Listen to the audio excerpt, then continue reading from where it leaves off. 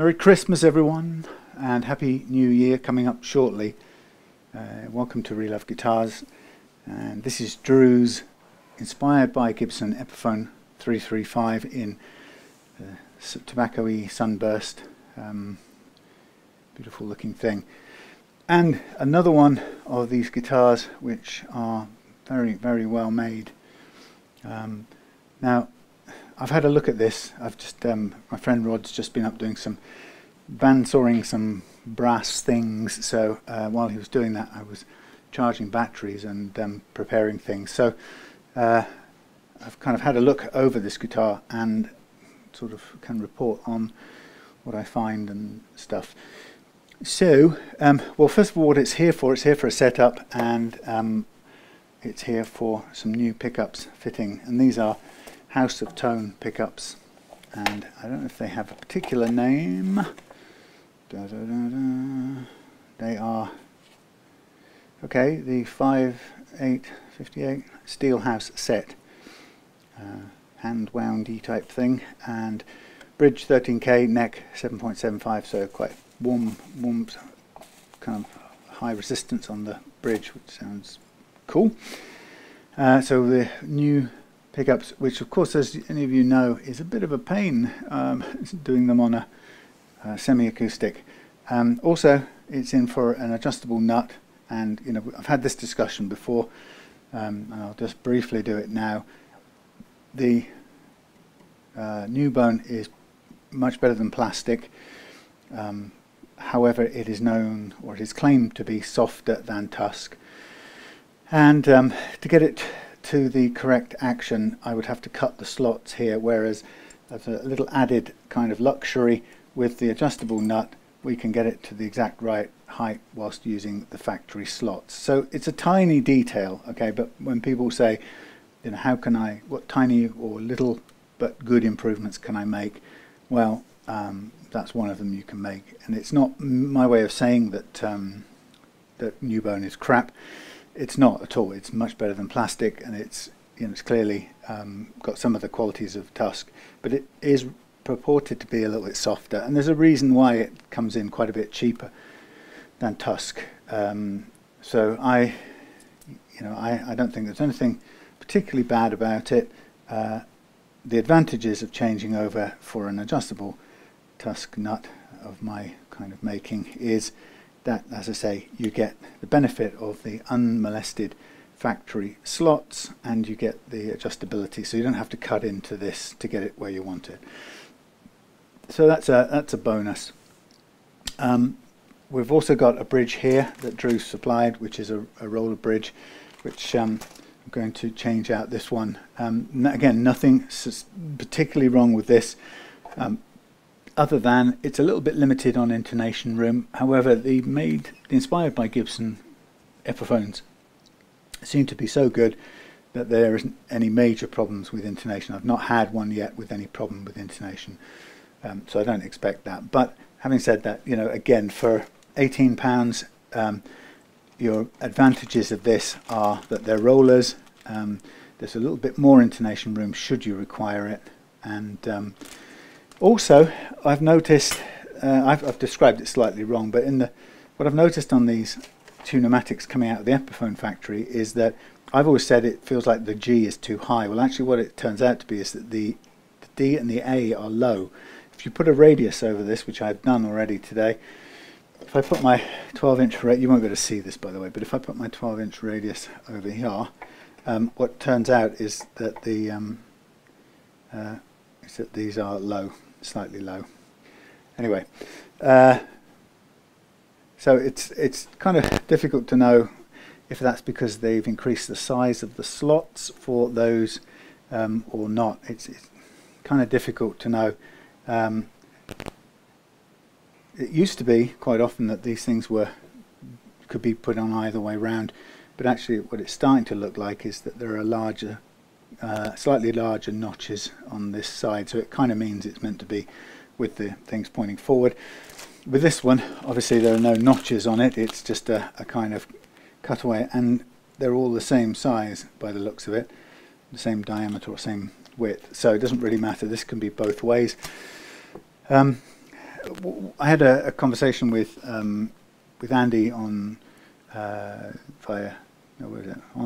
Facebook about one of these, or the roller bridge version of this he bought for his guitar that I set up recently, 339, and he noticed that on the roller bridge there was one of these was lower than the others, and I think we have to accept that these are quite crudely made, whether they're the roller bridges or they're these tunomatics.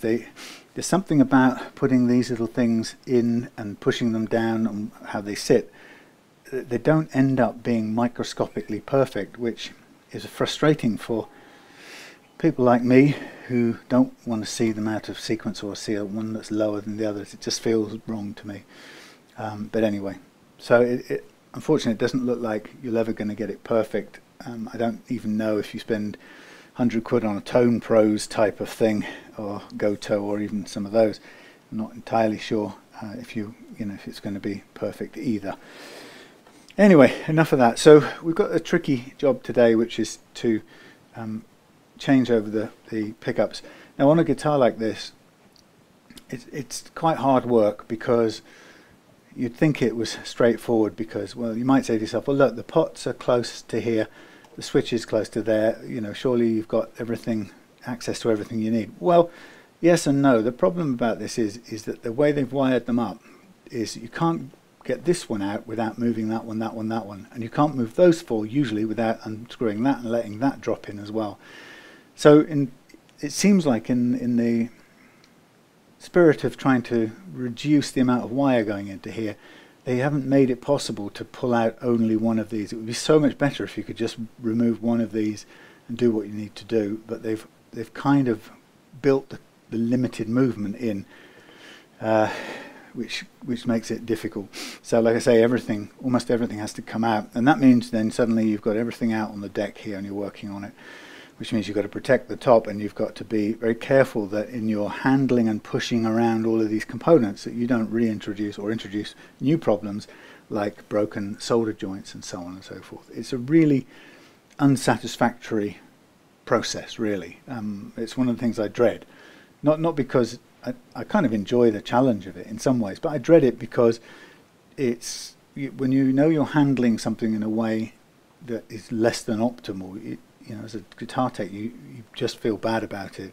You wonder whether have I worked anything loose in pushing it blindly back under there, and and there's no way you can know. It's not like they have yet got round to putting a panel. Some guitars do have a panel in the back. There are some brands that do that now. But anyhow, so the idea would be to do a setup on this. Now Drew likes 8-gauge strings, and I was just going to, one of the things I was going to check, if I sort of just zoom outwards for a minute, I was going to check the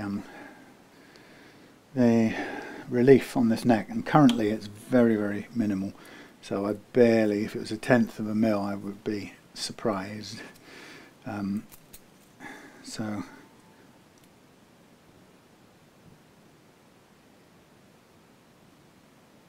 Well, it is just, yeah, if it's much more than that, I'd be very surprised, is what I really meant to say.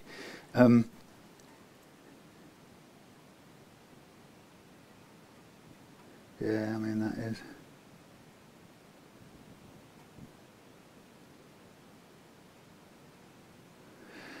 somewhere between 0.1 and 0.2 of a mil.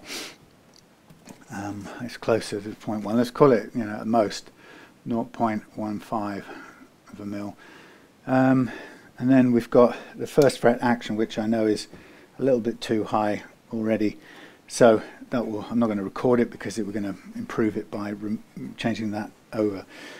So in assessing this, the action I've measured already, and it's pretty low. It's about as low as I would get at 1.75-ish on the low E. So if I dial that down to as near to 1.5 as my rather crude gauge will tell me.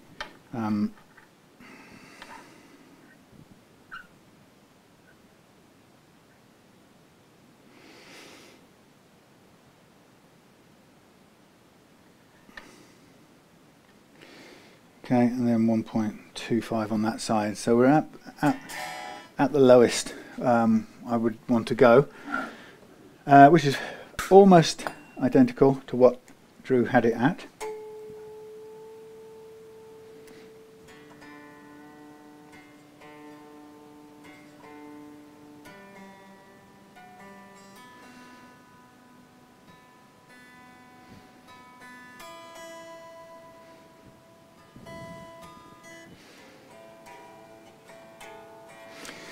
So I've noticed recently that the frets on these inspired by Gibson guitars are very good, generally speaking. So I'm going to have a listen out now and see if I find me any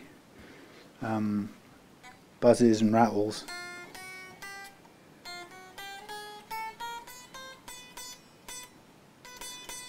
A little bit of a dead spot there.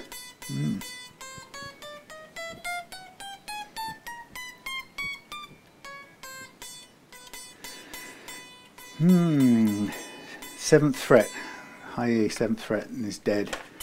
So that's probably because it's so flat, but it should be able to play that flat.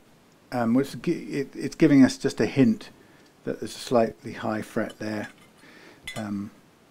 that's preventing it playing cleanly. But it's, you know, it's a combination. The reason it's showing up is a combination of the action and the flatness of the neck. So we'd look out for that.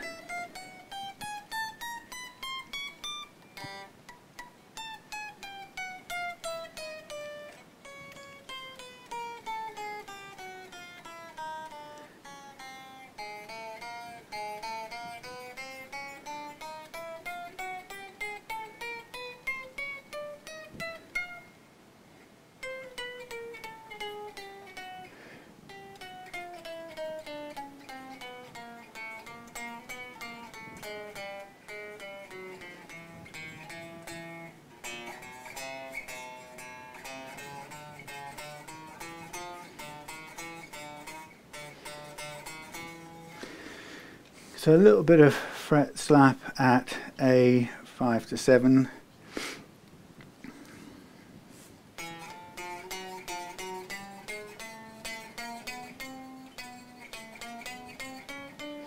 Actually 5 to 14, I would say. Not unsurprising, because it's often what we find on the lower strings.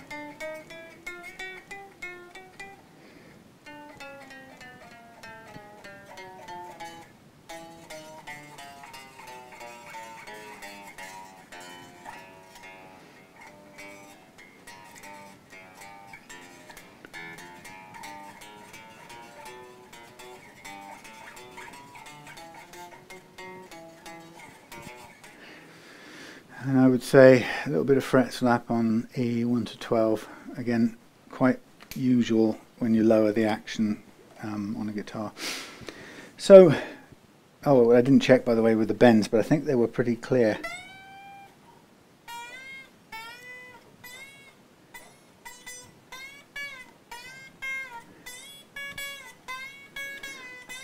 Struggling on that spot there, but that's what we expect.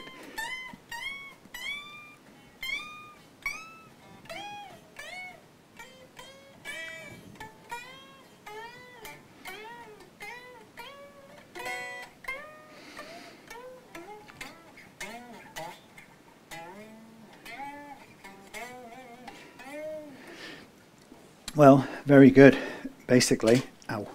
I would say that is pretty spot on, as I'm finding with these Epiphones. Now, so we have a situation where we have a bit of fret slap down here, which I can help alleviate at this action, and we've got a dead note on 7 here, which will be a high fret immediately after. Or it could be that this is in a dip, which makes that next fret higher. So, you know, I look at what the customer asks for, and Drew wants as low as possible, low action, and fit the new strings. Now, oh, by the way, just a little note here. I'm going to fit cheap Chinese 8s tonight because I've ordered some Ernie balls which haven't arrived yet. So I'll refit them as soon as they do. But just to complete tonight, I'll fit the cheapies and then bin them. Yeah, so very small. I'm expecting a tiny amount of leveling work. But we'll, you know, the beauty is that our friend the adjustable, the truss rod, the banana leveling doofer, will reveal to us what we need to find out about the neck.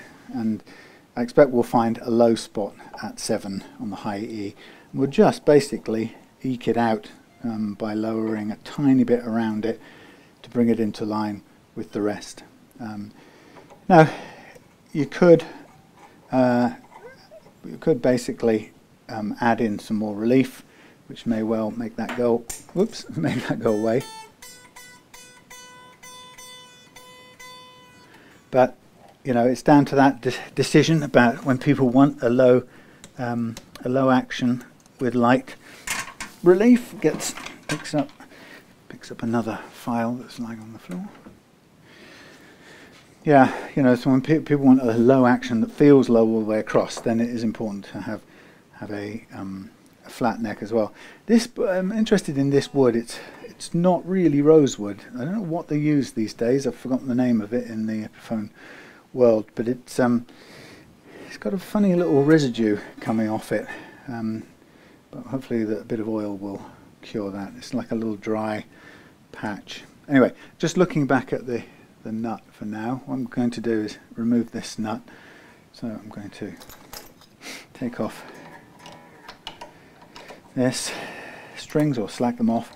The beauty of the Epiphone nuts is thanks to the way that they make these guitars, they don't fit the nut and then spray the finish, which they do on some cheaper Far Eastern guitars. And when they do it that way on the cheaper guitars, it makes changing the nut out a major deal, because it tends to create breakages on the glassy finish there, which you don't want to have happen.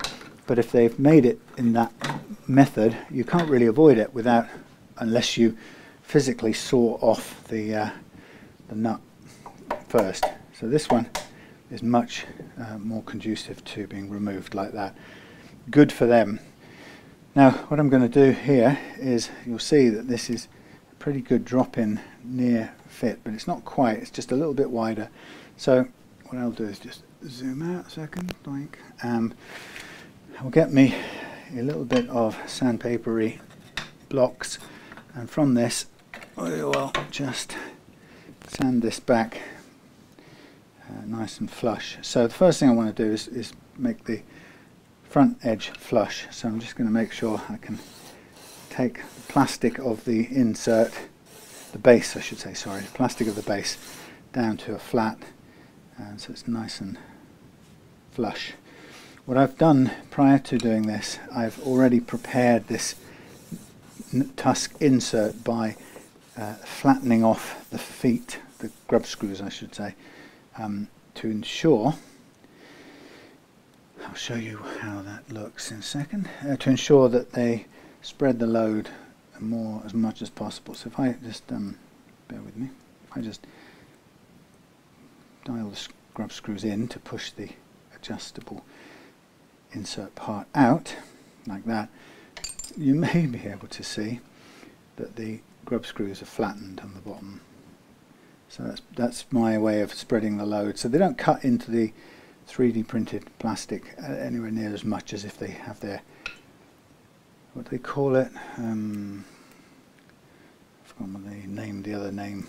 Not the sharp ended, not the point ended ones. There's another one. Anyway, it won't. I just don't want it to cut in. So flattened is the best way to shed the loading. So now I'm just ensuring that the front edge of the nut is nice and flush, and that gets us closer to the correct width to drop into that slot, but I can still feel it's just marginally tight. So I'm going to do the same now to the back end, which just takes away a little bit of the plastic, 3D printed plastic, and again just thins this down a tiny bit. And once we've got it very slightly thinned down, we'll then be able to fit it nicely into the original slot, and it will go in without risking breaking anything. So it's still tiny fraction off, which I will continue to wear down a little bit. Oop, runs off the edge. Watched a great film today, Don't Look Up, with Leonardo DiCaprio. Not something I would have even probably have gone to watch, except Claire was already watching it, and I happened to kind of sit down and join in, and it was absolutely brilliant. I loved it. I mean, knowing, ironic, biting, satirical, and of course I know straight away it'll fall into two camps. Guess what? It's a, you know, it has got a lot of parodies of a certain recent president, you know, and I suppose you could quite clearly see that it's a bit of some artistic revenge on a certain POTUS. But hey, it was a nice film that kind of had some laughs and some also some very poignant, touching bits about what really matters, etc. So we enjoyed that, and our Christmas has been very quiet and family. We had family come down before Christmas mainly, so we had most of our family get together was before Christmas, but so we had a really quiet Christmas day and didn't actually do anything, just lounged about, which was very nice in a lounge about sort of way. I'm going to go and see my eldest son, or we're going to go and see my eldest son and his girlfriend next week, which I'm looking forward to as well. Okay, so a little bit of tiny little bit of tailoring going on here. What I'm going to do, actually before I put that back on, it may be that I still need to do a tiny bit of a little bit more work to that nut if the strings are going to sit too high. So I'm just going to make sure it's seated nicely there. I'm going to put a tiny light bit of marker pen onto the frets. So I have to tell you, this is this is a very minor leveling here. I think the frets are fractionally sharp, which I would like to round them off as I polish them out. So it gives me an opportunity to do that. I can soften them a little bit, and we can take care of the two issues noted. One is the slightly low fret at number 7 on the high E, and the little bit of fret slap, but honestly very, very minor. But we're going to do it because it's all part of making it a sort of, it's the gold treatment. Now these are I'm just looking, and so currently this is sitting a little bit high, so I am going to lower down some of the material from under here. I'm just going to, no, that can't sit any lower, so I'm going to just take away a little bit of the height of this nut now, and then we want the strings, once fitted, we want the strings to sit on the first fret. That's the ideal place for them.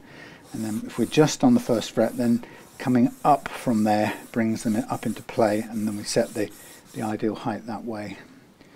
So it's really good to begin with them sitting on the first fret. It was always my target start point, what you can see there.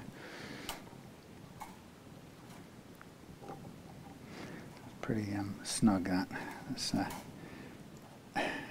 just gently sand that back so we're not going to be too tight.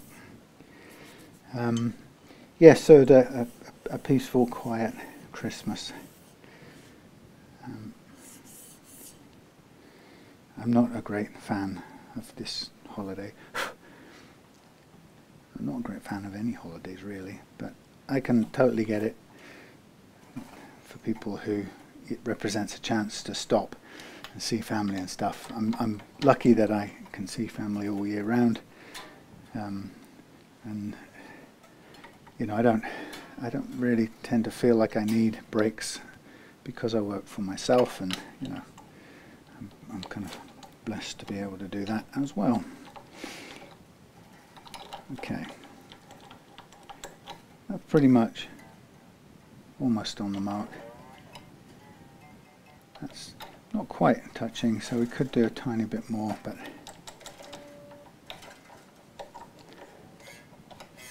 near enough. I don't think I need to go too much more, so what I'll just do is I'm now going to raise up the nut a little bit, get it into play, and set it where I want it. Okay, now to do the leveling, I'm just going to get a rough tuning.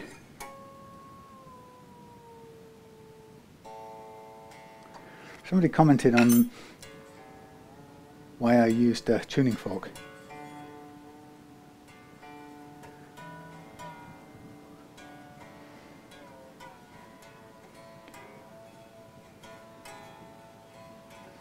And it was the question was like disgusted.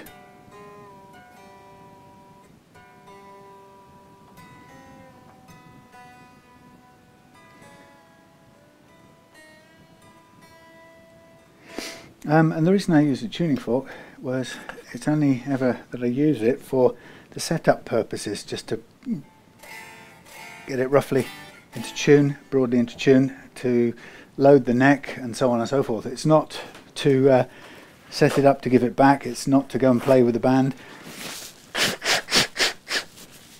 You know, I know that tuning with the fork and then relative harmonic tuning isn't ideal, and it's not accurate particularly, but it's good enough to load the neck for purposes of doing the setup, so I don't really worry about it. And the simple answer really is I do it because it doesn't require a battery, and it's always here ready to be grabbed and used. So that's why I use a tuning fork. Okay, so pretty fresh sandpaper on here. So I'm going to do the very, very light leveling, and what we will reveal, I'm pretty certain, is we're going to find some issue down here at the, run out of space here. Cluttered. Yeah, we're going to, no doubt we're going to find a low spot here on 7. That's my prediction, and I think the thingy, this thingy, is going to, the truss rod banana is going to reveal that pretty clearly. So this is what I think is great about this method. So tiny bit too much curvature, so it's a very flat neck, but the flatter we can get it to work, the better in my book, as long as it still works. So there's the first one set, and I'm going to very gently level on the E track, and we'll see for a little bit of movement what it tells me about the relative levelness of the frets along this neck. Okay, so we have got I've got a low spot. So the low spot is right here as predicted. In fact, it's 6 and 7 really, and then 8 is high compared to 7. It's cutting up quite quickly. Then there's a low spot up here as well. So the problem is that the difference, that low spot, is creating 8 as high, and I think 8 is actually high as well, judging by this. So the aim of this game now will be to take 8 down a little bit, so we don't get that choke out on 7, even for this this relief setting, because you know if we can do it with a minimum amount of adjustment like this, then we get a low action with a flat neck, which gives it a very low overall feel for this much leveling. There you go. Job done. So I'll give you an example of how that looks, so you can sort of follow through my logic, right? So straight away, right, there's your low spot, okay, and I can't really see, but if I look from this angle, there's our low spot. So it's 5, 6, 7, low, and look at 8, right? 8 and 9, but particularly 8. So 7 was low, but 8 was actually relatively quite high, and the 9 takes a little bit of a bash, and 10 and 11, and then it evens out, and we're gentle again, although 21 is a bit higher too, right? But just marginally. It's hardly any. That's hardly any leveling.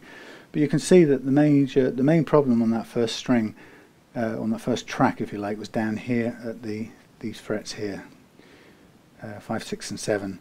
But now you can see that we've taken a little bit more off these, and now we're touching these, which means that's solved the problem. We're now clear of it, and as you heard, it now plays without any problem at all. So that was just what was required to free up that, which means we now don't have to adjust, put more relief into the neck to get rid of that. If we couldn't have got rid of that, then you have to en masse change the whole shape of the neck a little bit, admittedly, but you have to change the whole shape of the neck to accommodate this one low and high neighbourly frets, right? So the beauty of doing this little bit of fret leveling is that you get rid of that, and it gives you the option to have the flatter relief and along with the low action. So now I'm going to just follow up on the B track, knowing that there aren't any immediate frets on there that show up with problems, so I'm going to kind of keep the leveling pretty much to the same general feel as the previous track, and judging by that, again, I can see the low spot here, and it's still showing up, but it's not as extreme as it was before, so we shouldn't have any problems down here as well. That's fine.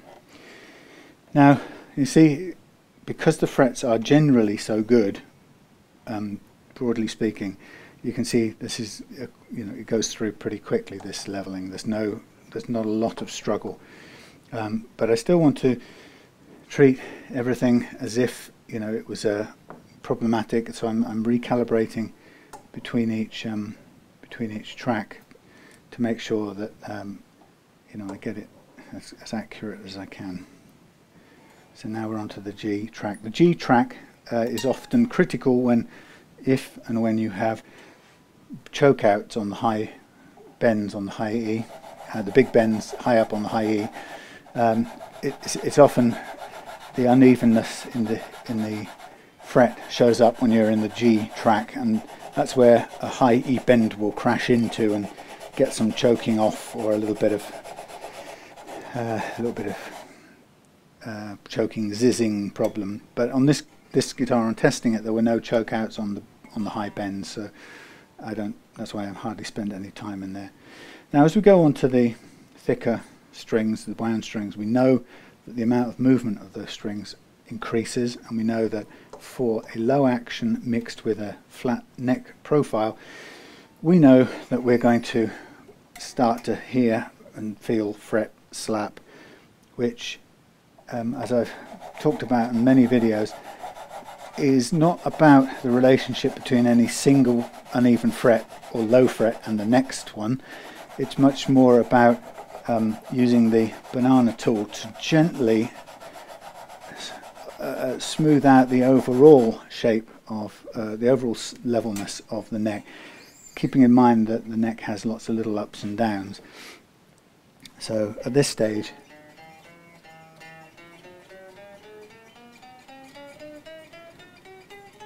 all good.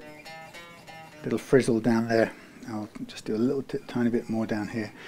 So yeah, although it's still technically fret leveling, I'm thinking of it as I'm hoping to use the very slight curve on this banana tool to very gently even out an average across the bumps, the hills and valleys on this guitar, on this neck.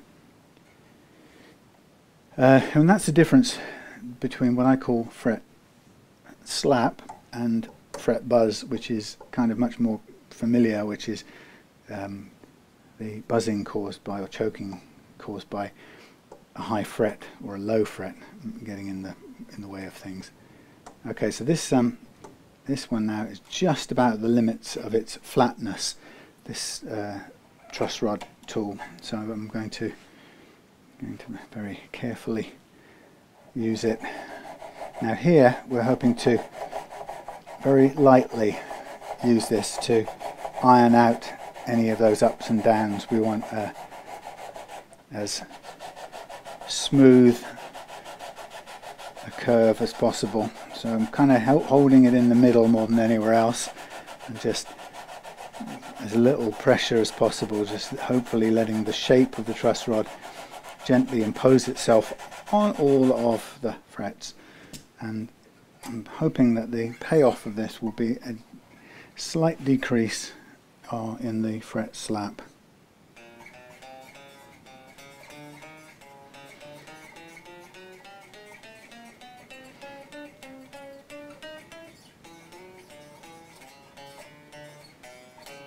Not bad.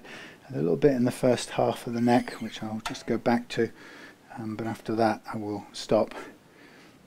So first half of the neck, and again I'm just going to keep the pressure to a minimum, just using the gravity, hopefully.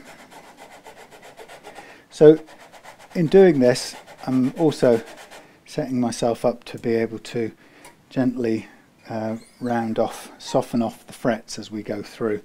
Because I found on these Epiphones they are quite a little bit sharp, and so in part of the polishing out process I can address that and gently soften off the edges to make it a little bit more playable, or a little less scratchy to the fingers. Okay, so here we go on the low E, and the idea being to thinking of fret slap here. There are no immediate single high frets causing problems at this stage, so I'm really looking at, if I can, gently imposing either, well, I say the curve of the truss rod onto the very slightly uneven frets, but or uneven fingerboard. So think of it as a series of gentle hills and valleys. So while we're at it, we want to get, and if we want it to have effect, so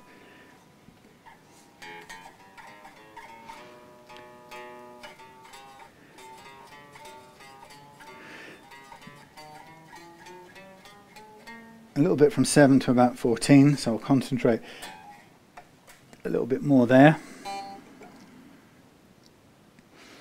So what I mean by that is I'm just sort of pressing down a little bit there in the middle of that little area, and of course it's working on all the frets in range of the rod, but it's sort of focused on this area here.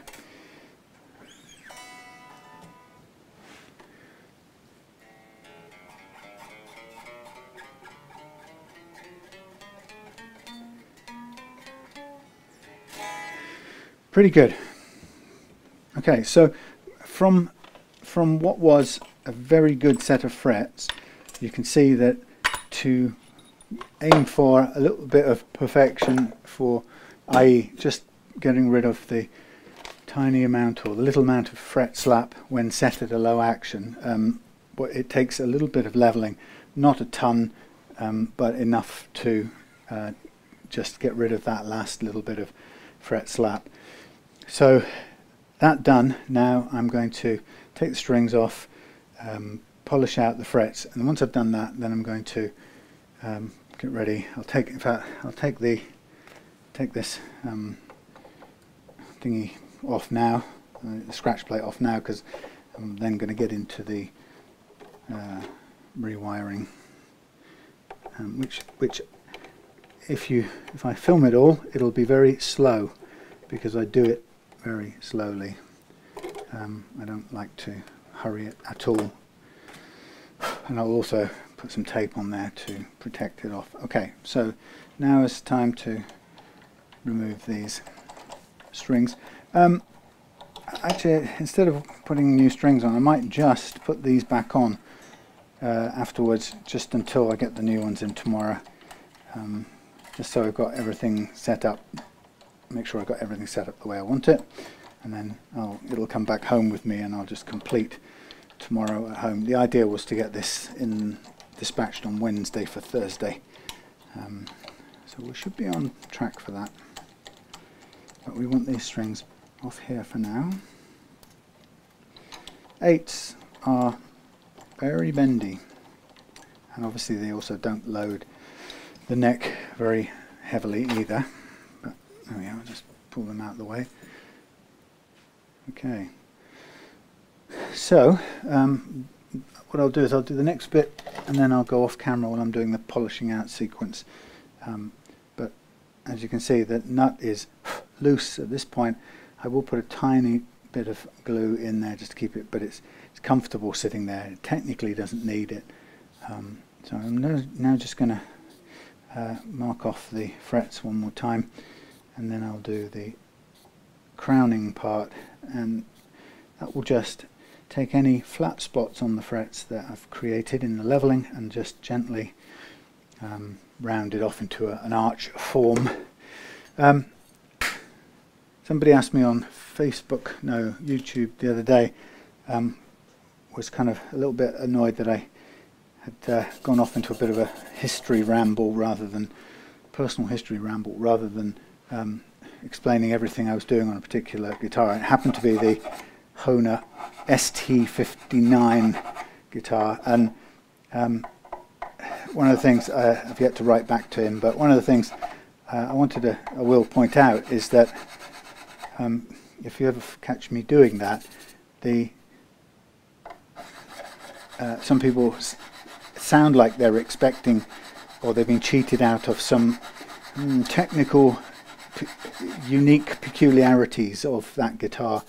And actually, if you listen, what you'll see from all of my setups is that there's almost no major difference between any setups, or very little difference. And you know, so that a Hohner ST59 Professional is, you know, is a Strat to all intents and purposes, with, I think it's got a 2-point tremolo on it.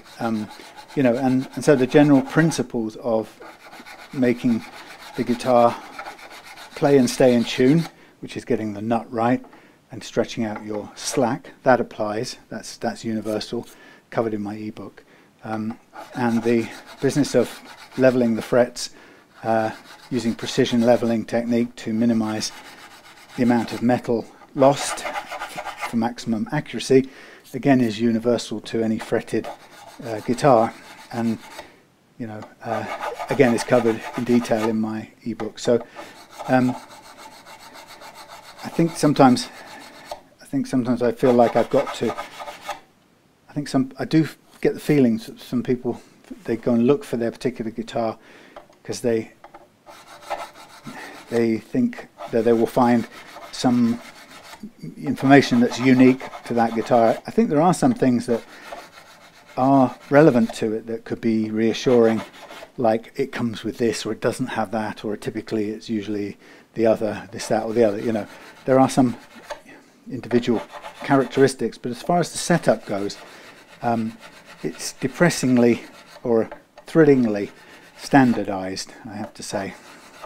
But that's one of the key things I wanted to get over from early on in Reloved Guitars, is that it was my experience that too many people seemed to make out that there were these peculiarities, that, you know, each guitar had its own specialist expertise, and that only an expert in such and such could even look in the direction of such and such. And actually, what I had found, or what I was learning, was that there were some universal things that apply to all fretted guitars or standard electric guitars, and I kind of I wanted to demystify it a bit, because it didn't seem to me to serve anybody to be making out that, you know, this guitar was extra specially different from this guitar, which was different from this guitar, when in fact they were mostly, you know, you know, if it had a fingerboard, a neck, a truss rod, a bridge, some frets, a nut, and some strings, then the same principles apply every time. And I kind of feel like if anyone makes out any different, then they're just sort of taking you up a kind of cork sniffer's path. You know what I mean? But of course, like I say, there are some peculiarities, of course, like wiring systems. You know, and we know that because most of us have come across a guitar that we've tried to fix or rewire, and you very quickly find there is no recorded diagram, accurate and trustworthy diagram for that peculiar guitar's wiring system anywhere to be found anywhere on the internet or beyond. And that's when the differences become significant, but it's only usually in respect of wiring schemas and things like that.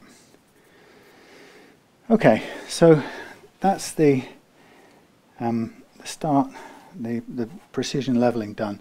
And like I say, the frets were pretty damn good by all standards. Just, you know, my interest is just improving it that last little bit so that Drew can have the low action and the flat radius, flat relief curve as well.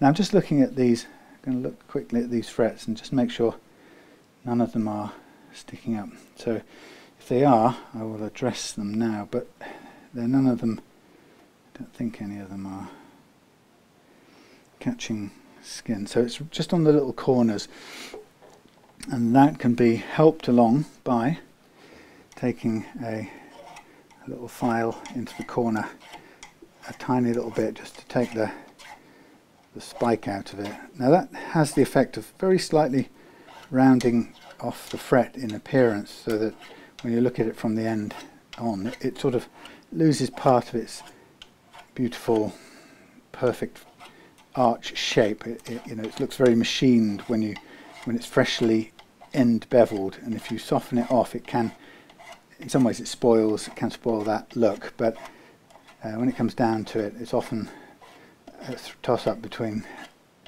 you have to choose whether you want it to feel nice or whether you want it to look nice. And I think for many of us, the playing feel is got to be more important than the look. It certainly is in my list of priorities.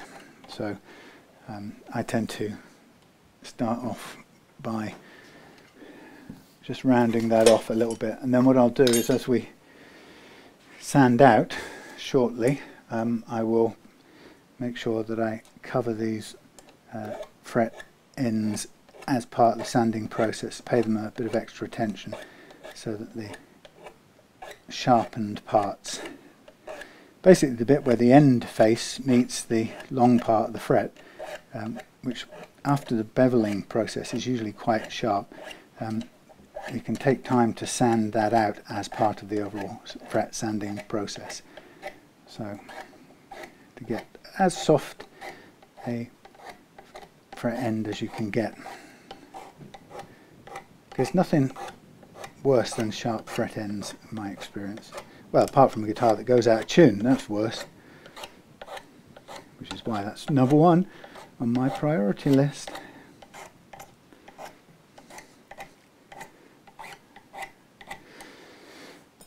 Okay, so very quickly I've gone past all of those, and now they're ready to be polished out. So I'm going to next mask off everything, which I'll go off camera to do. I'll polish out all of these and then I'll come back when it's time to do the wiring. Okay, see you in a little bit. What are we doing? Oh yes, we're doing let's take everything out and see if we can change the pickups over. And you might think, what are all those strange things sticking up? Well, them strange things, my dears, them's is the way I hold on to the pots so I can drag them back through, theoretically. Although one of them appears to have come undone. So, first thing I'm going to do is I'm going to undo. Blimey, they're quite tightly done up. Wow. How did they manage that? so tight. So we have, of course, we have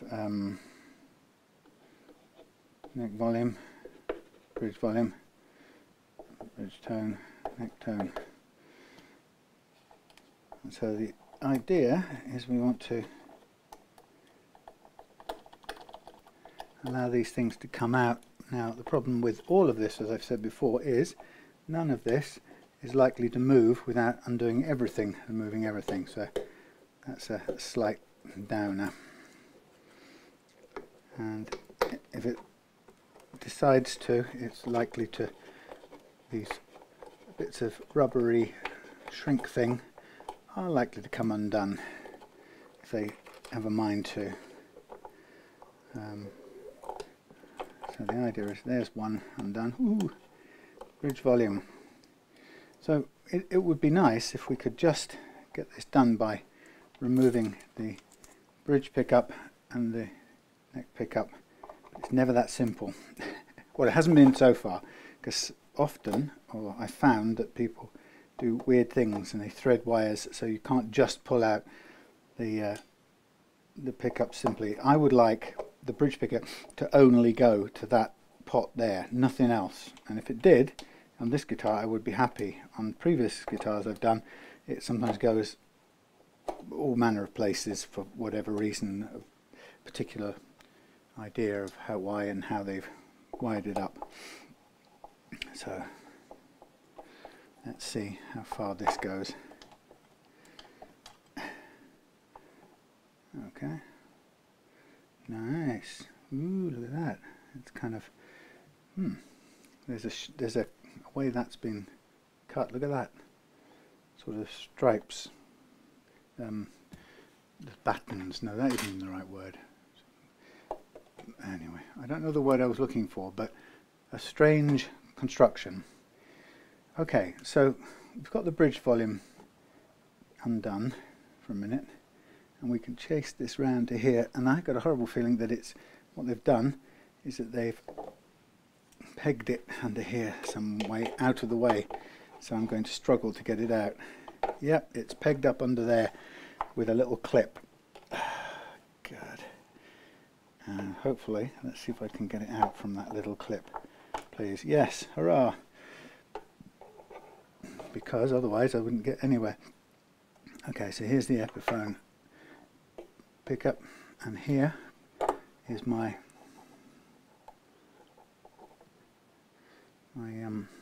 here is my string holding it so I can pull it back through. It's not so far away from the F hole anyway, so it's not really that critical in this case, so we should be able to get this out. Actually, this, for once, this is going to be a bit, should be a bit easier, I think. I could be wrong. So if we can get this up through here, frankly there's only one possible place this has got to be able to come out of, and it has got to be from out of here. Ah, God, that hurt.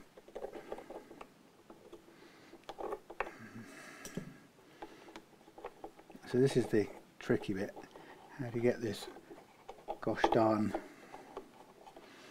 thing out of here.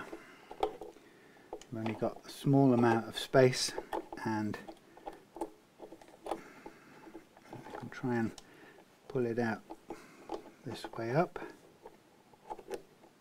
I don't think that's going to come out this way either.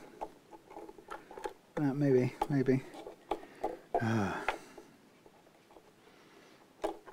mean, look at this, for super difficult. Seriously, how the bedazzling bejesus am I going to get this out? Does this actually come out of here? Has to have gone in, but how you get it out is another matter altogether. Try going out. So we proved that bringing this out first doesn't seem to do any good whatsoever. And that's split, so that's going to come away again in my end. That comes out to there, can't come out there, that comes out there. Huh. Terrific. So this is a bit on the coming apart side, but hey, we might just get away with it. So here we have the bridge pickup ready to disconnect. Hurrah! So we've got a 5-wire bridge, 5-wire pickup getting ready to come back in. So I'm not going to do anything other than get this hooked up. So I'm going to cut it there. Out that comes. That can stay there for a minute while we change the pickups around, swap them out. There's the A, A, A. That's not telling me the truth. Just out of interest for you, Drew. It says here bridge 13K. Here it says bridge 8.15K. So that doesn't match up with what they've said on the paper. Just to give you a heads up on that. Not sure it is if somebody's made a spelling error somewhere. Anyway, so I'm going to unhook the bridge one. Sorry, it's off camera. I'm just going to unhook it, and then we'll refit the new one.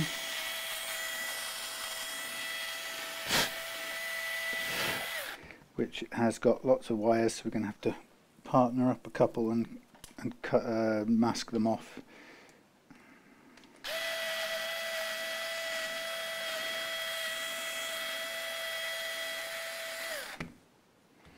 Come on.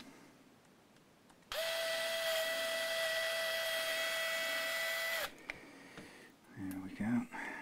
Now these might be the same size threads and whatnot, but I'll not take the risk. I'll use the new bits and pieces to make sure. Great, fling one on the floor. Just what you need when you're doing fiddly stuff.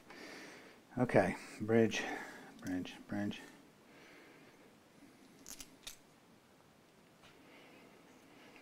So yeah, we'll have to pair off our coil split pair, as I call it.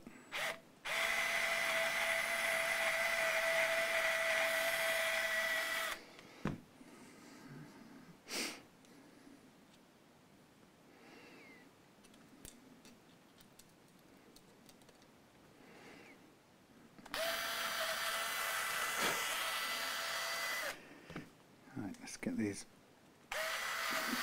tightened up a bit.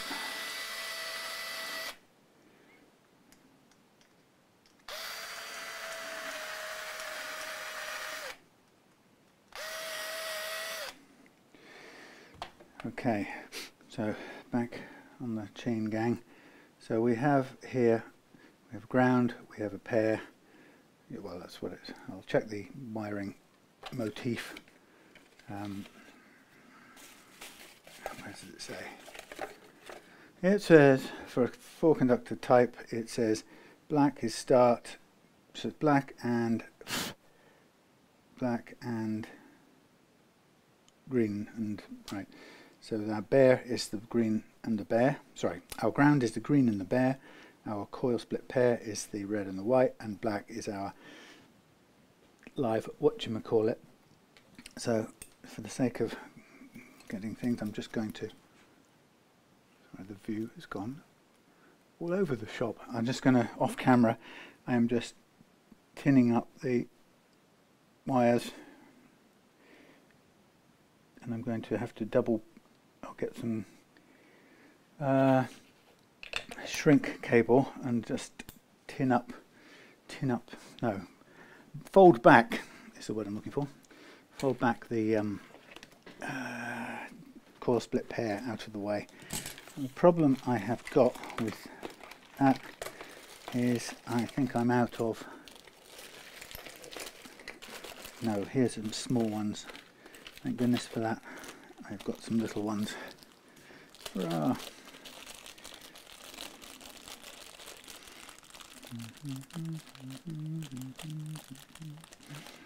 Yellow, yellow, yellow, red, red, yellow, red. Right. So the red and the black, red and the white go through there, and we can tidy them up like so. Will it go all the way on? Will it? Will it?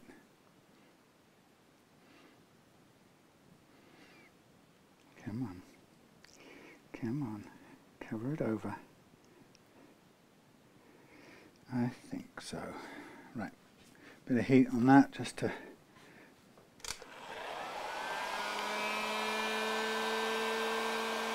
tidy it up. I should probably do the other one at the same time. The neck one. That's if you can see this. Uses the mirror, shows what's going on. Right. So green. So what I'm going to do is I'm going to solder up the red and the white together. I'm going to solder the green and the bear together. Somebody left-handed has tied these up. And then I'm going to protect off these with the red and the white with some shrink tubing, and the green and the bear with some shrink tubing, so that they're all safely shielded away from trouble. Yep. I've blubbed some solder on my carpet. Oh well.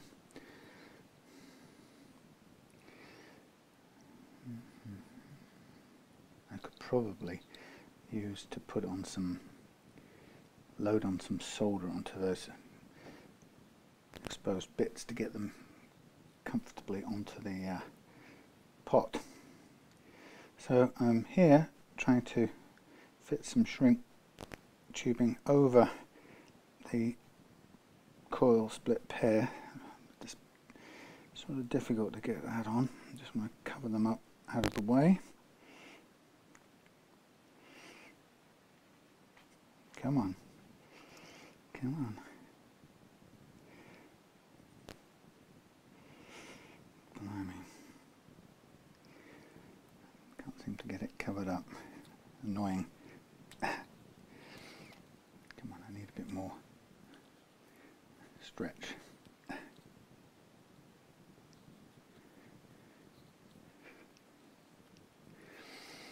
Right. Down you go.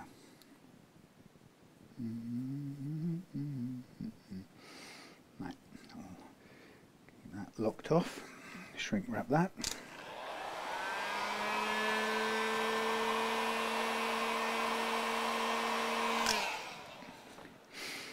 Then we're going to try and, well, I'm going to shrink wrap the bear and green as far as they run up the side there, and just keep the end clear like that. Hopefully stop them connecting things we don't want them touching. And then we'll do the same on the bridge one, which is sitting here. And then I'll put some blobs of solder, hopefully, onto all of the exposed wires.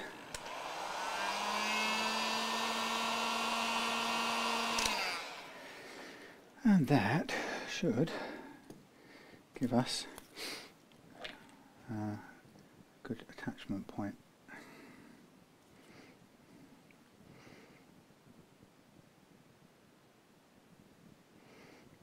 Good, blob of solder there.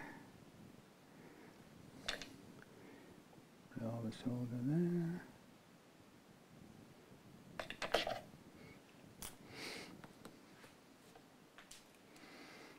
Trim that down a little bit there. That one's good. So that's the neck one.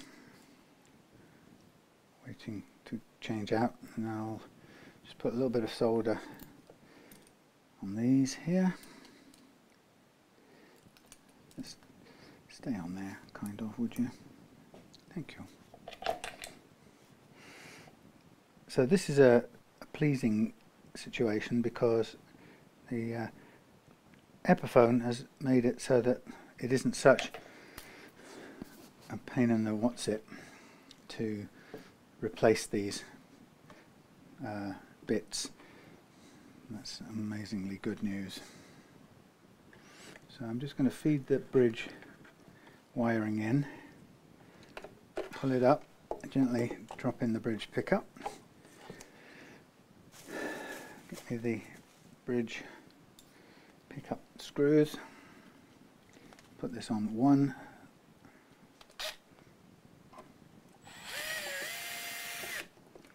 let's make it line up.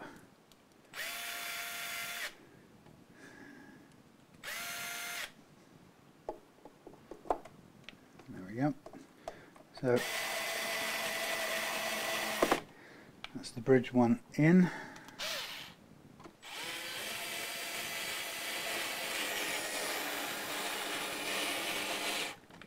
And 3.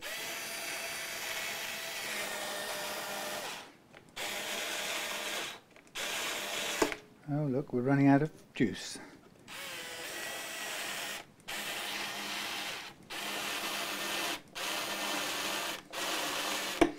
So, if we now look to the side, there we have it.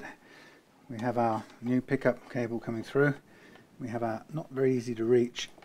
Well, that wasn't very well soldered to there, was it? That came right off in a hurry. So, we've got to attach this, and this is, it doesn't look like I'm going to get a chance to push this through a hole, so this is going to have to be attached with a blob of solder. So the first thing I want to do is get the earth onto the top. So let's get some solder on there. Now of course this is all going to be a little bit on the long side, so it doesn't really matter. Where can I go that will make it easier? Probably on the side here, so let's stash that there.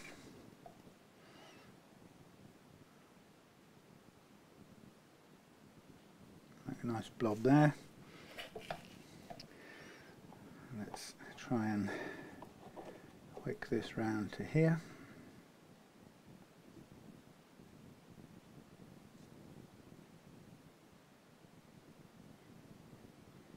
Grounded. Nicely, and then we're going to fit this to there. I'm not really quite sure what else is going on there. There's another wire going through there, so it's a little bit on the blobby side, but that's the best we can do. Blobbed. Okay, we are joined up. I'll get rid of this little extra bit left over. Okay, that is our bridge pickup joined up. Now let's try and get this thing safely back through here. Way under you go, and then down through here, back up through here, hopefully without losing our connection. And I'll just try and eke this along a little bit. Come on, come on. Twist upwards. Come on, you can do it. You can do it. Come on.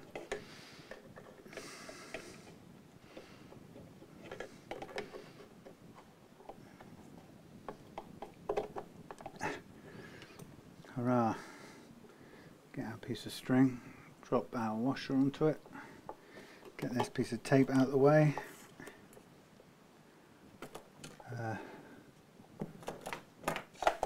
Find where our blasted, right, how can you lose? There it is, thank you. I thought we'd lost it. And on goes the washer, on goes the nut, and then once we get the nut on here, if we can get the nut on here without it all falling apart, then we have a bite. Ta-da. Okay, now what I don't really know is what we're going to do with this. That goes to there, that goes to there.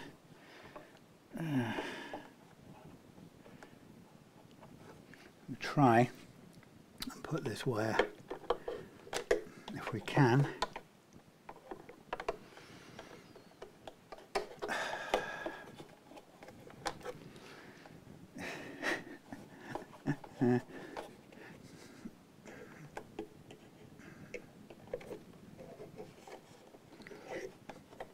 get you under there, maybe.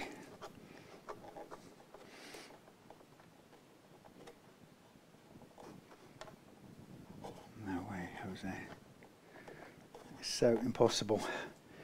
It's just not doable. It just doesn't bend that way, I'm afraid. So I think we're going to have to just worry about that at a later date.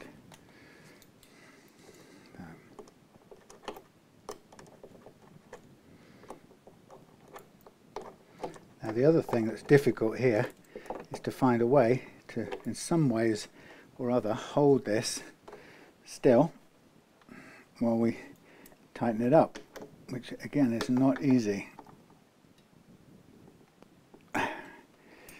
Yeah. Ta-da. So I think a good thing to do at all times will be to run a check each time we do one, just to make sure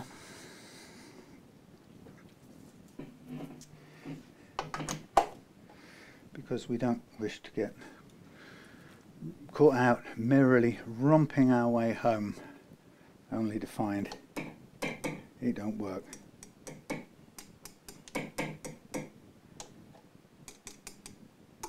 Yeah. Oh, that's because that one's down, isn't it? Yep. Frightened me for a minute. Okay.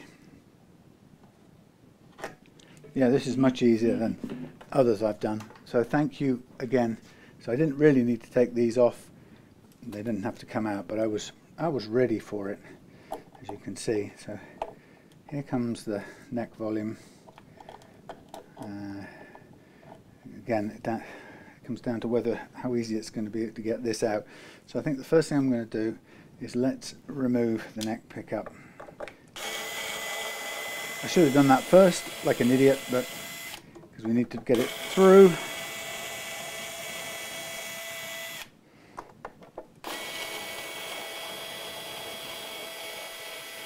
I know, you could have told me.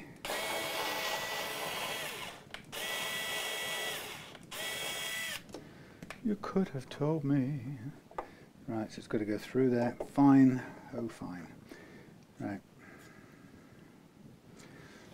So the question is, what does this now tie up to? Because that's never easy to pull out. That comes to there. That goes down there. Okay. Well, that might come out all right. You can go down there. So we're still going to have to take this one out. Thread the next one through. Silly boy.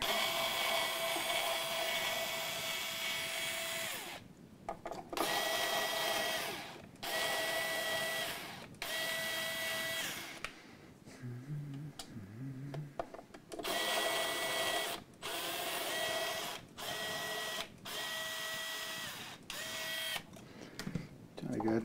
You stay there. Right, let's lift you out for a minute. Right, this one's also hooked around a little hooky thing, which we're going to need to undo. Thank you. Probably. Thank you. Again, I'm going to cut about there. Out comes that one. Let's switch it out.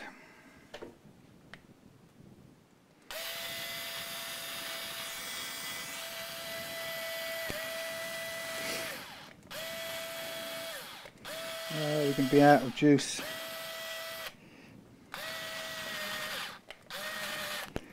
That one has frazzled.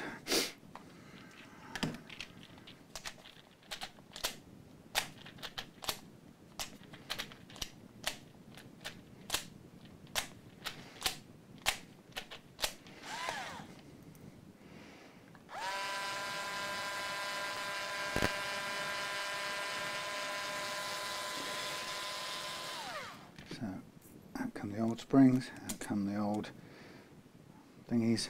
There go the old pickups over there. Here come the new springs and the new screws. And we'll get this pointing the right way. It's always a good idea from the outset.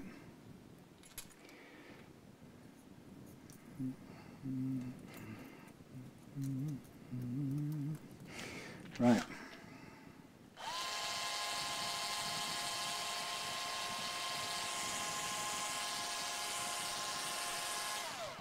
Lovely. Yeah, this good old Epiphone. I've had far harder ones to do than this. I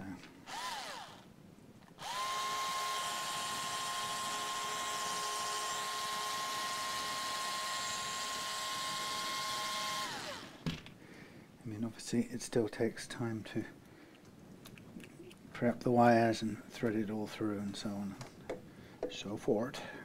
There we go.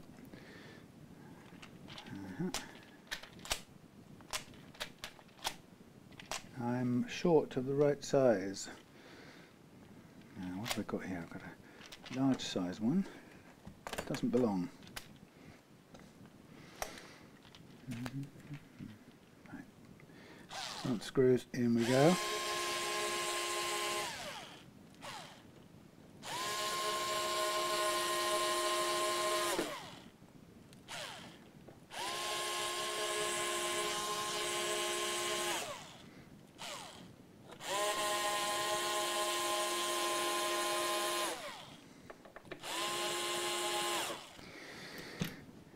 Okay, through you go, and up you come. Thank you. In you go, and down you go.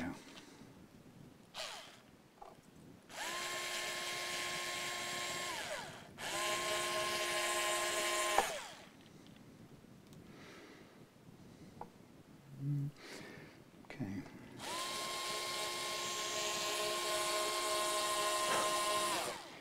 So pickups now in, new pickups now in. Just got to hook up the neck one. Sorry, yes, the neck one.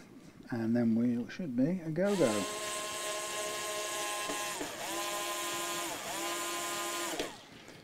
Alright, and we'll put the old screws and springs in a bag and place them into the pickup box. There we have it.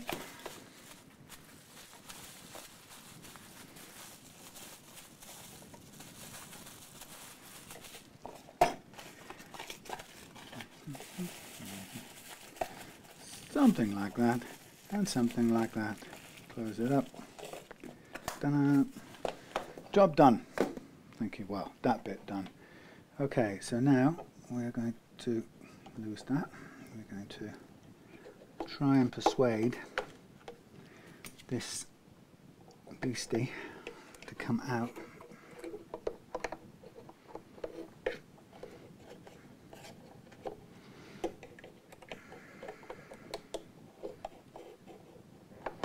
So we've got a limit on where this can come out, how far this can go, without undoing all the others and pushing them through. So the question is, can I get what I need done from this angle here? And I suppose the answer straight up is yes, providing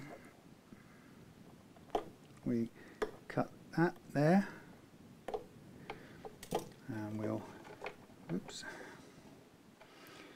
attach the, we can just get something to hold it in place. That will do. What we'll do is we'll fit some solder on the side,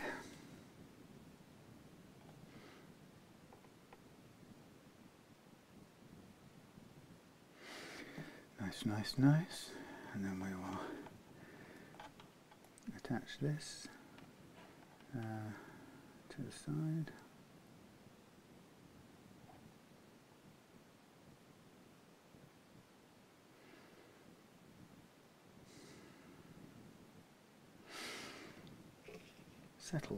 Set.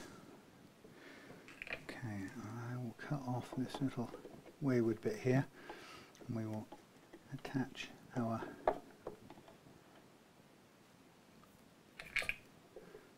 hot thing. Can you stay there, please?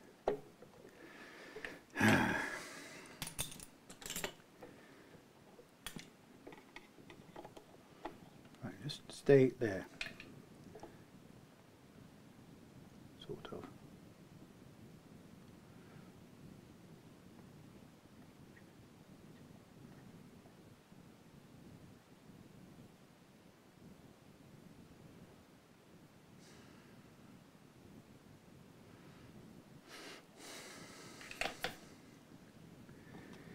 There we have it. Now we go backwards, and we now try to realign this in such a way as it's going to want to go back under here.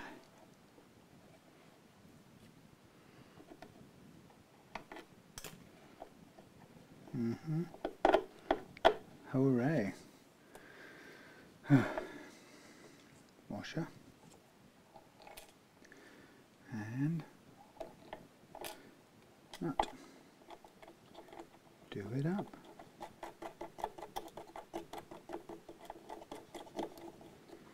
No, I didn't undo these, so that's okay.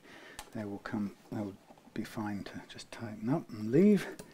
But this one, there we go, let's hold on to this so it doesn't go anywhere. I don't have enough strength to keep it in one place.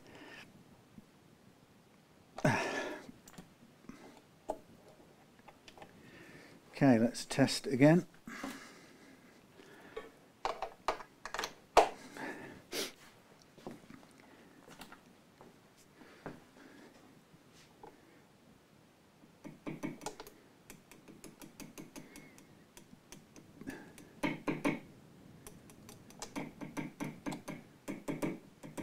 Good. All is good. You can come off here because you're not needed.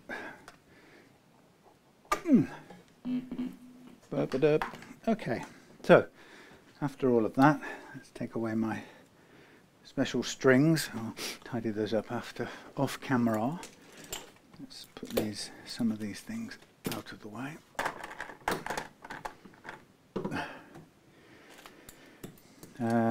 Right, put these out of the way. So that's it. Changed over. Thankfully, simpler than some guitars I've had the pleasure of doing. Turn down our hot thing, namely the soldering iron.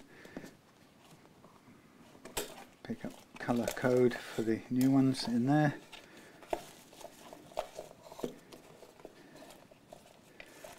Tuck in there, would you? Thank you. Right, so we will now remove our protective frog tape. Never a problem on a guitar like this, but not necessarily the substance of choice on an old vintage machine with flaky nitro or something like that, or even thin old poly.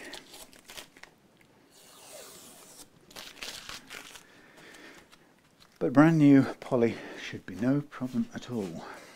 Okay, so here we have everything's ready. So let's turn these all up and we'll dust them out a little bit.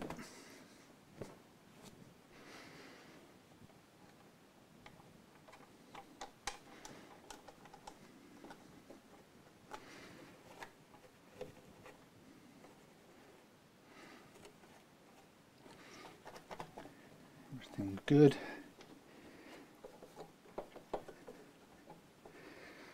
Okay, so I'm now going to put back on this scratch plate.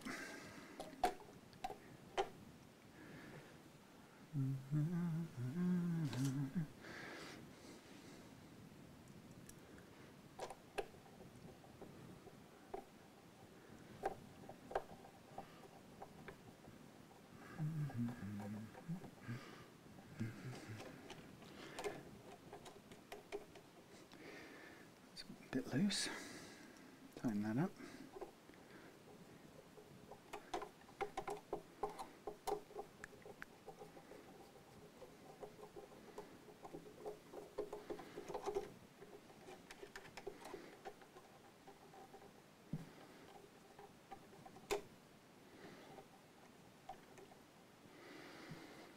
This one's slightly off the mark up here.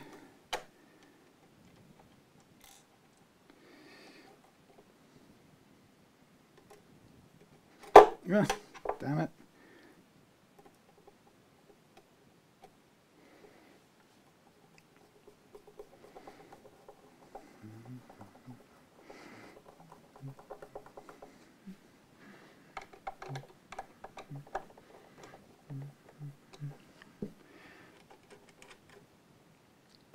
Okay.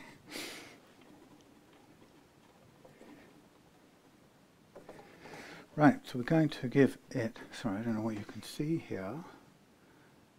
Zoom out, baby. Going to give it some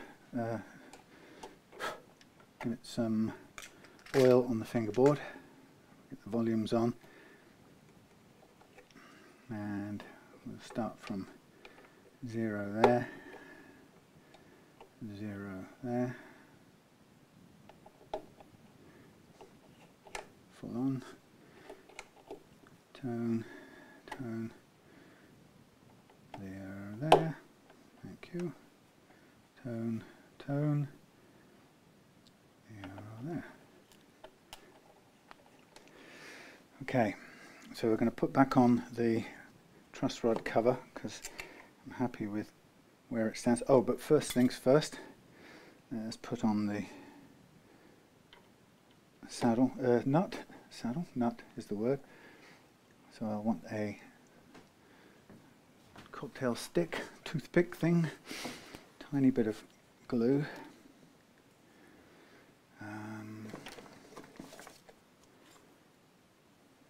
Tiny bit of glue. It's very snug fitting anyway, so it hardly needs anything.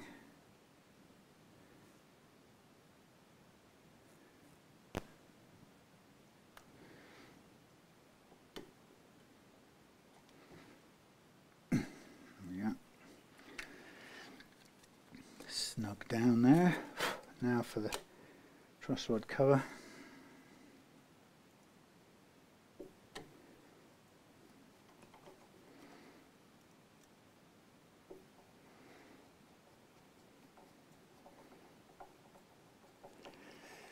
Okay, so we will be exchanging these strings for Ernie balls that arrive tomorrow, ready for Thursday dispatch. No, it was the Monday. It's a Wednesday dispatch. I'm sorry. So we just need to. We'll just put the loading on here, and we'll put the new roller bridge on. And in this case, we'll go forwards again with the whatchamacallits screws, the adjuster screws, and see how that goes. But it appears that it should be universal really on the roller bridge. Now with this, let's come down the other end in a second. It's a little bit messy because of these coiled strings getting in the way of everything, but if I just bring you down this end, try and set you up down here to see what we can see. Come on. Right. So down this end, even though they're old strings, Drew knows this because you had this before, but when you come to using an adjustable nut, I recommend stringing from the D and a G first to hold the saddle down, hold the nut down, sorry, keep using the wrong words. So first of all I'm putting the D string, wound D on, and I'm going to land it right in the middle there, make sure it's on the roller, which it is, and then we're going to go with the G, which as you can see has been wound already, so it's all a bit, once used, should survive a second usage like this, shouldn't be any problem.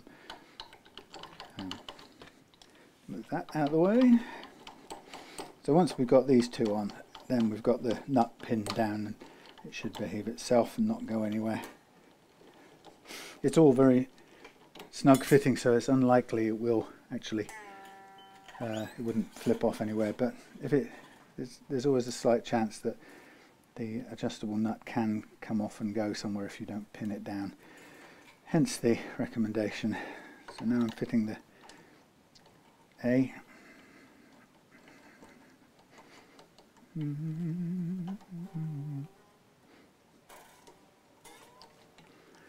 And I missed the saddle top, there we go. Then we'll go B, and so on. This one has curled itself around to a point where it has doubled up, so I'm going to just cut this back a little bit so we don't do that. Yeah. Working with coiled plain strings is a plain nightmare. It will not do. They will not do what you want them to do. In fact, all they will do is stick into you like a praying mantis. Whatever sticks in the praying mantis sticks into people. So, right, there we go. There's a. But yeah, I can get that through, but can I, for the life of me, stand a chance of winding it round so it stays on? Your guess is as bad as mine. Maybe. So I've just very cleverly managed to lock the E string into the B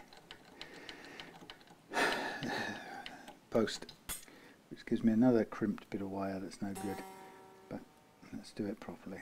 Come on, E string. Come on, E. Straighten out enough to work with, possibly. Anyway.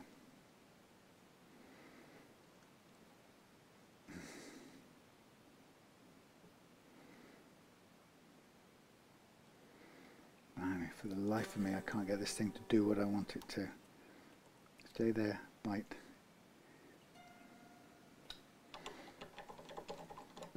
Now this thing is going to try and drag itself around. This is why I always normally hate working with cut wires, because they lean down and they drag and they try and pull themselves around and scratch your finish. It seems to be their life's purpose to do that, but I caught in just in time. Okay, now the B back in its former place. So here we have a small improvements, but big in the sense that we've got the nut set to the perfect height and adjustable as well if you want to change it. It feels different if you like it a different way. We've got untouched, unfiled factory slots in the nut, which I think is a better option if you can get it. Sometimes the situation prevents that from being the case. So for example, where I have to make a custom nut, there is no choice but to use, put a block in and then cut the nut slots down to the right, to the desired first rate action. There's no other choice. And that's still a good nut. I mean, Tusk performs brilliantly anyway.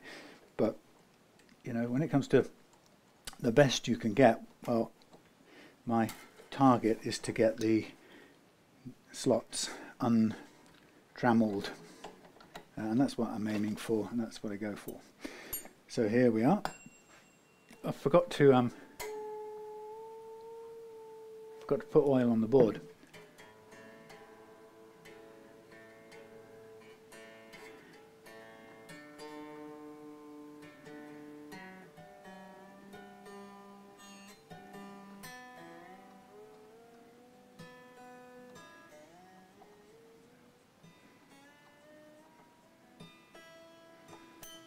Woohoo!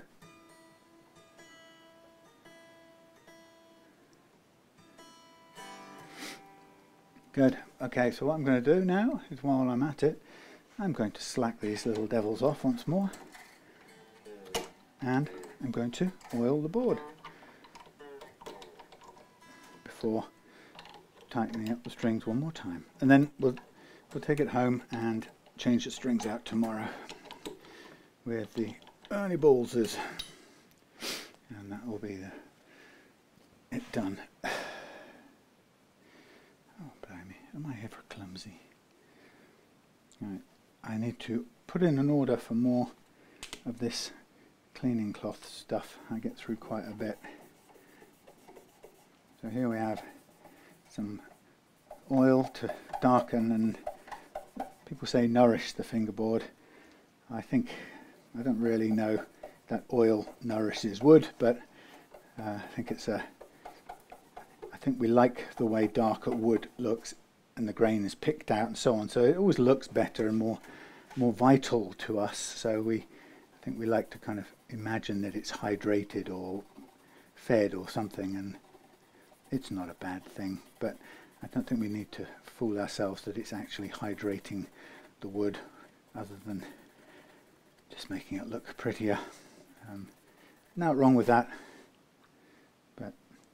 And I think, you know, when people go, well, is lemon oil good for it all? But it's neither good nor bad. It just smells better than sardine oil, you know. I suppose for a minute or two, but they ain't really that much different. But you wouldn't want your guitar to smell of sardines, would you? So, good thing is, before I change over to the new strings, I can have a play tomorrow and make sure it feels right.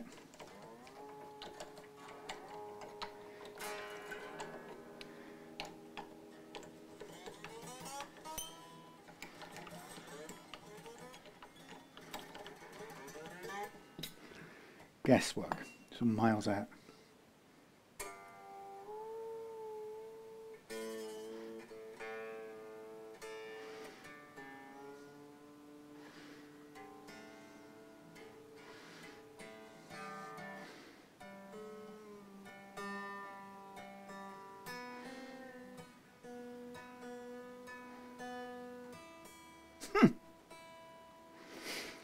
Oh yes, got that bit right anyway. Okay, so here's my bag of spares. Oh, and we've also got the adjustable hex key, the mini hex key, which could go in this little bag of goodies, but I'm going to do what I usually do, which is stick it to the scratch plate so we all know exactly where it is at all times, because it's sort of important. There we are. Ta-da. So, my dear ladies and my dear gentlemen and friends who like guitars of all kinds, here we have it, the 335. Pickups changed. Tomorrow I might try and see if I can hook them back up under their little tags, but it's really difficult if you can't see where they are. But working, new bridge fitted, new pickups fitted, adjustable nut fitted, and the frets very lightly precision leveled to get rid of a low spot here on the 9th fret, and some fret slap down on that side, the bass side, which is again quite common. But there we have it. Thank you for watching, and we'll see you again soon.